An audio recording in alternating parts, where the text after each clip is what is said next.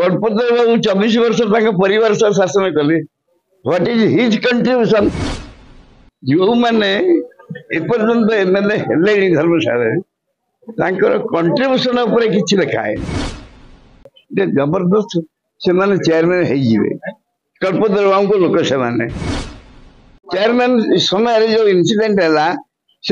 किसी लोक गुंडागर्दी करके भाभी जबरदस्त से माने चेयरमैन कल्पत बाबू लोक से माने किंतु से जानी नथिले कांगेली बाबू एवं मोर जो अंडर करेंट अंडरस्टैंडिंग जो थिला सेटा केही जानि नथिले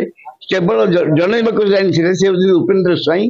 आईटा गले समस्त भितर को भारतीय विश्व जानि नथिले मुझे गोटे बही ना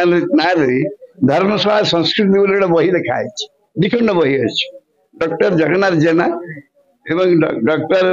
चाऊ पट्टनायक एवं अक्षय जेना अन्य व्यक्ति लिखी से जो इतिहास लिखाई जो मैंने एपर्यंत एमएलए हेले धर्मशाला कंट्रीब्यूशन उपर किसी लिखा है मुझे जहाँ कंट्रीब्यूशन मोर अच्छी मोर जहाँ धर्मशाला अवदान अच्छी आपण मैंने जानी एवं गणपत बाबू 24 वर्ष परिवार सह शासन कले व्हाट इज हिज कंट्रीब्यूशन आपण कंट्रीब्यूशन कौन धर्मशाला अवदान कौन पैसा आसो पूर्ण हम से कौन कर भावतु